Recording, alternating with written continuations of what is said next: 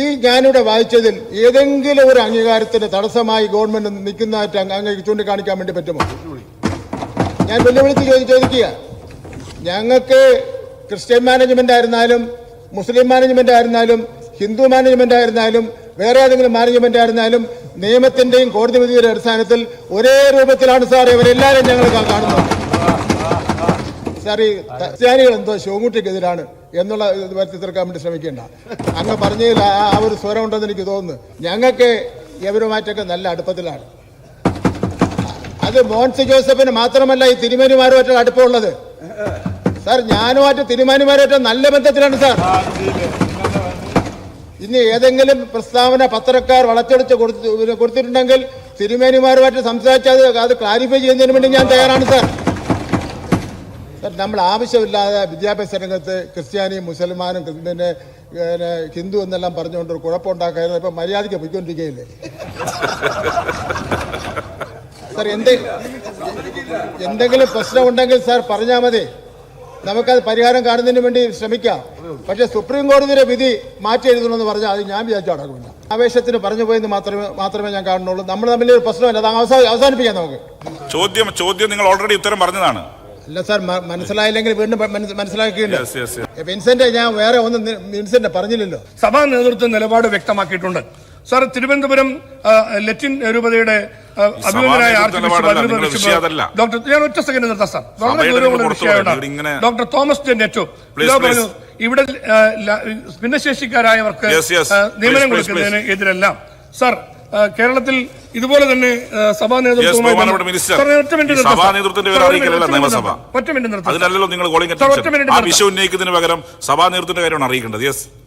അല്ല അവരുന്നയിച്ചിരിക്കുന്ന വിഷയം government minister എന്ന സ്റ്റേറ്റ്മെന്റ് വന്നു.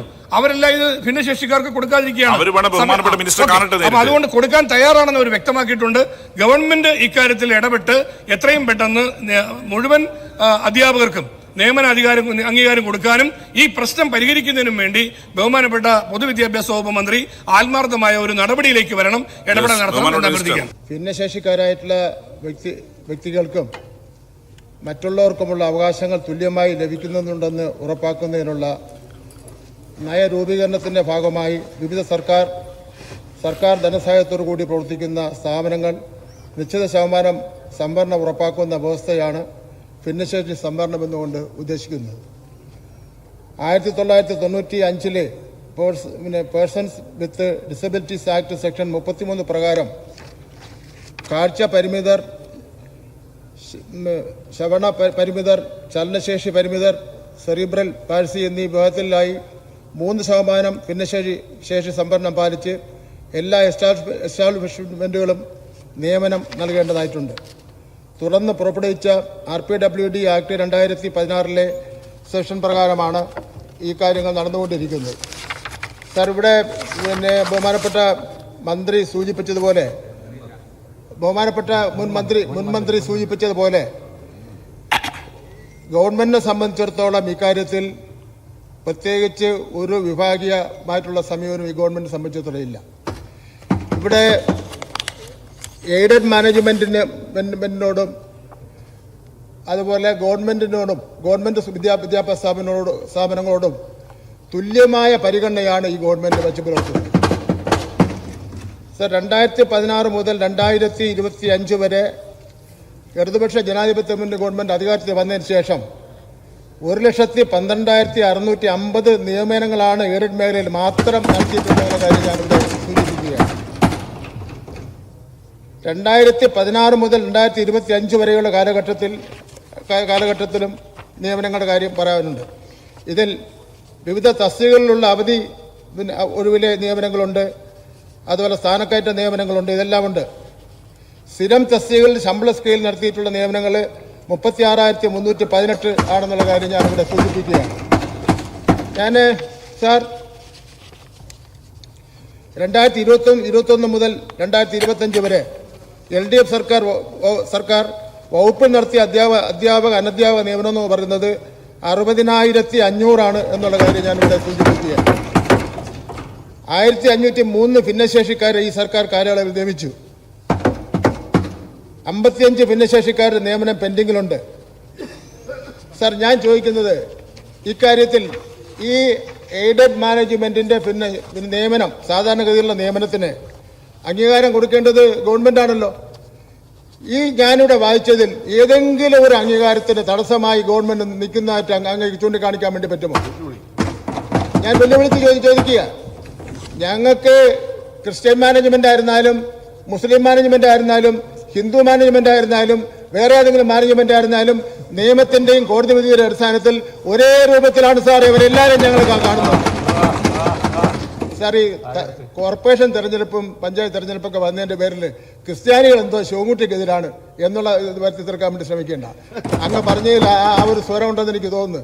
സാർ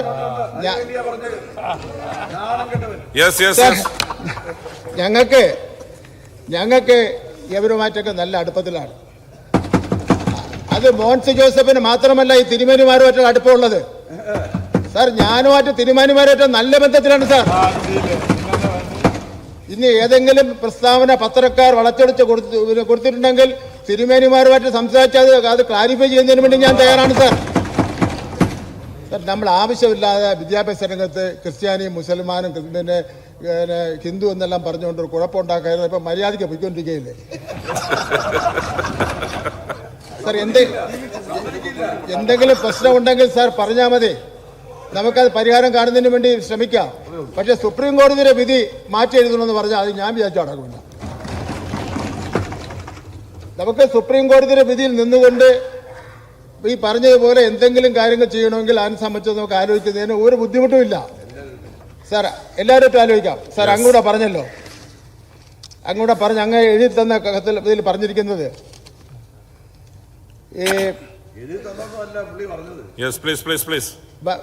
ഇവിടെ പറഞ്ഞിരിക്കുന്നത് വനിതാ അധ്യാപകർക്ക് ശമ്പളമില്ലാതെ പ്രസവ ആനുകൂല്യം നിഷേധിക്കുന്നു. സാർ ഈ പ്രസവിക്കണമെന്നുള്ള നിലവാരമാണ് സാർ ഞങ്ങൾക്കുള്ളത്. പ്രസവ ആനുകൂല്യം നിഷേധിക്കണം എന്നുള്ള ആനുകൂല്യം നമുക്കില്ല. അത് അങ്ങേക്ക് അറിയാലോ. അപ്പൊ എന്ന് മാത്രമല്ല അങ്ങ് എഴുതി തന്നിരിക്കുന്നത് സാറുമാർ ഓട്ടോറിക്ഷയിൽ യാത്ര ചെയ്യുന്നു. അധ്യാപകർ ഓട്ടോറിക്ഷ യാത്ര ചെയ്യുന്നതിന് ഇപ്പൊ മന്ത്രിക്കും ചെയ്യാൻ പറ്റും സാർ? മന്ത്രിക്കൊന്നും ചെയ്യാൻ പറ്റില്ല സാർ. ഞാൻ പറയുന്നത് പിന്നെ സുപ്രീം കോടതിയുടെ വിധിയുണ്ട്, അതുപോലെ ഹൈക്കോടതിയുടെ വിധിയുണ്ട്. ഈ രണ്ട് വിധിയിലും നമുക്ക് നൽകിയിരിക്കുന്ന നിയമോപദേശം എന്ന് പറയുന്നത് NSS സുപ്രീം കോടതി ചെന്ന് അവരെ ഭിന്നശേഷിയുടെ നിയമനം നടത്താൻ തയ്യാറാണെന്നും ഞങ്ങളൊരു എഗ്രിമെന്റ് വെക്കാൻ തയ്യാറാണെന്നും പറഞ്ഞാണ് ഒരു സ്റ്റേറ്റ്മെന്റ് ഫയൽ ചെയ്തത്. അത് സുപ്രീം കോടതി അംഗീകരിച്ചു. ഞങ്ങൾക്ക് കിട്ടിയ അഡ്വക്കേറ്റ് ജനറലിന്റെ നിയമോപദേശം അത് NSSന് മാത്രം ബാധകമാണ് എന്നുള്ളതാണ്. നമുക്ക് അതൊക്കെ ഒന്നുകൂടെ നിയമോപദേശം ചോദിക്കണമെങ്കിൽ ചോദിക്കാം. ചോദിച്ചുകൊണ്ട് ഈ പ്രശ്നത്തിന് എങ്ങനെ ശാശ്വതമായ പരിഹാരം കാണാൻ കഴിയുമെന്ന് സംബന്ധിച്ചിടത്തോളം ആലോചിക്കാവുന്ന കാര്യമാണ്. ക്വസ്റ്റ്യൻ മാത്രമാണ് ശ്രീ മോൻസ് ജോസഫ്, ക്വസ്റ്റ്യൻ മാത്രമാണ് സാറേ. ഇപ്പൊ ക്വസ്റ്റ്യൻ മാത്രമേ വരുള്ളൂ. അദ്ദേഹം പറഞ്ഞതല്ല, ഞാൻ ധനകാര്യ വകുപ്പിന്റെ ചർച്ച ഞാൻ അതിൽ പറയാം. ഇത് വെറുതെ പോകാൻ പറ്റില്ല. ഇത് വേണ്ടി പറയുന്ന 25 വർഷമായിട്ട് ഈ സഭയിൽ അങ്ങ് അങ്ങനെ പറഞ്ഞ വളരെ മോശമായി. ഞങ്ങളൊന്നും അങ്ങനെ പറയാനാണ് നന്നായിട്ട് പറയാൻ അറിയാം.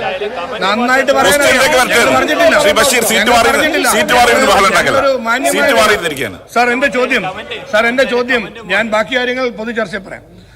സഭയിൽ ഇപ്പൊ അദ്ദേഹം പറഞ്ഞ കാര്യത്തിൽ ഒരു കാര്യം, ഇവിടെ സുപ്രീം കോടതിയുടെ വിധിയുടെ പശ്ചാത്തലത്തിൽ കോടതി പറഞ്ഞിരിക്കുന്ന അനുസരിച്ച് കാര്യങ്ങൾ ചെയ്യാം. വിധി തിരുത്താൻ ഞങ്ങളാരും പറഞ്ഞില്ല. വിധി തിരുത്താൻ പറ്റില്ല. നമുക്കൊക്കെ സാമാന്യ ബോധമുള്ള എല്ലാവർക്കും അറിയാലോ. മന്ത്രിക്ക് ആ ബോധം ഇല്ലെങ്കിൽ അത് ഒരു മിനിറ്റ് കോളിംഗ് അറ്റൻഷൻ അറിയാത്ത ആളല്ല അദ്ദേഹം. 25 വർഷം പറഞ്ഞല്ലോ, അത് ഊറ്റം കൊണ്ടല്ലോ. ചോദ്യം ചോദിക്കാം. 25 വർഷത്തിന്റെ ഊറ്റം കൊണ്ടും അതിലൊരു ജെന്റിൽനെസ് കാണിക്കണം. ചോദ്യം ചോദിക്കാം. അതെ, അതില് 25 വർഷം പറയുമ്പോ അതിൽ ഊറ്റം കൊള്ളുമ്പോ അതിനകത്ത് നിൽക്കണം. സുപ്രീം കോടതിയുടെ വിധിയുടെ പശ്ചാത്തലത്തിൽ NSSന് കൊടുത്ത വിധി അത് നടപ്പാക്കി. അതുപോലെ സമാന സ്വഭാവമുള്ള കാര്യങ്ങളിൽ മറ്റുള്ളവർക്കും ബാധകമാക്കാം.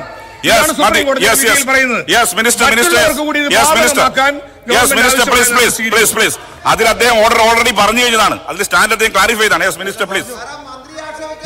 മിനിസ്റ്റർ അദ്ദേഹം പറഞ്ഞോളൂ. ശ്രീ കടകംപള്ളി അവിടെ ഇരിക്കേ, അദ്ദേഹം പറഞ്ഞോളൂ. ബഹുമാനപ്പെട്ട മിനിസ്റ്റർ അങ്ങ് പറഞ്ഞോ. അങ്ങ് പറഞ്ഞോ. അങ്ങേക്ക് സുപ്രീം കോടതി വിധിയെ സംബന്ധിച്ചിടത്തോളം അതുപോലെ തന്നെ ഹൈക്കോടതി വിധിയെ സംബന്ധിച്ചിടത്തോളം വിവരമില്ല എന്ന് ഞാൻ ഒരിക്കലും പറയുന്ന പ്രശ്നമേ ഇല്ല. കാരണം അങ്ങ് ഈ സഭയുടെ സീനിയർ നേതാവാണ്. പിന്നെ അങ്ങ് മന്ത്രിയായിരുന്ന ആളാണ്, കാര്യങ്ങളൊക്കെ തന്നെ അറിയാവുന്ന ആളാണ്. അങ്ങ് പിന്നെ ആവേശത്തിന് പറഞ്ഞു പോയെന്ന് മാത്രമേ ഞാൻ കാണുന്നുള്ളൂ. നമ്മൾ തമ്മിലൊരു പ്രശ്നമില്ല, അത് അവസാനിപ്പിക്കാം നമുക്ക്. Minister please. ചോദ്യം നിങ്ങൾ ഓൾറെഡി ഉത്തരം പറഞ്ഞതാണ്. അല്ല സാർ, മനസ്സിലായില്ലെങ്കിൽ വീണ്ടും മനസ്സിലാക്കിയില്ല. ബഹുമാനപ്പെട്ട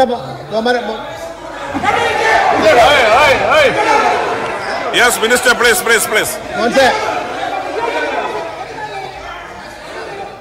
മോൻസേസ്, ഞാൻ പറയുന്നത് നമ്മുടെ ഈ ഭിന്നശേഷി സംവരണവുമായി ബന്ധപ്പെട്ടുള്ള സുപ്രീം കോടതി വിധി ഇറങ്ങിയതിന് ശേഷം ഇത് നടപ്പിലാക്കുന്നതിനെ സംബന്ധിച്ചിടത്തോളം നിരവധി സംശയങ്ങൾ മാനേജ്മെന്റിനും ബന്ധപ്പെട്ടവർക്കും ഒക്കെ തന്നെ ഉണ്ടായിരുന്നു. ആവശ്യത്തിനുള്ള ടീച്ചർമാരെ കിട്ടാത്തതിൻ്റെ പ്രശ്നം ഉണ്ടായിരുന്നു. അപ്പം അങ്ങനെയൊക്കെ ഉള്ള സാഹചര്യത്തിൽ ഗവൺമെൻറ് തന്നെ മുൻകൈ എടുത്തുകൊണ്ട് ഒരു കൈപ്പുസ്തകം ഇറക്കിയിട്ടുണ്ട്. 91 ഉത്തരവുകളും സർക്കുലറുമാണ് ഇറക്കിയിട്ടുള്ളത് ഇത് ഈ പ്രശ്നം നടപ്പിലാക്കുന്നതിന് വേണ്ടി. അതിൻ്റെ ഒരു കോപ്പി അങ്ങേക്ക് ഞാൻ തരാം. അങ്ങേക്ക് അതുപോലെ MLA-മാർക്ക് എല്ലാവർക്കും തന്നെ അതിൻ്റെ ഒരു കോപ്പി കൊടുക്കാം എന്നുള്ള കാര്യം ഞാനിവിടെ സൂചിപ്പിക്കുകയാണ്. ഇവിടെ അങ്ങ് സൂചിപ്പിച്ചതുപോലെ NSS-ന്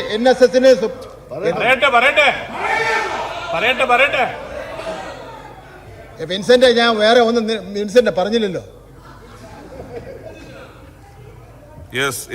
അങ്ങവിടെ സൂചിപ്പിച്ചതുപോലെ നമുക്ക് ഭിന്നശേഷി സംവരണം സുപ്രീം കോടതി വിധിയുടെ അടിസ്ഥാനത്തിലുള്ള പിന്നെ അധ്യാപക നിയമനം നടത്തണം.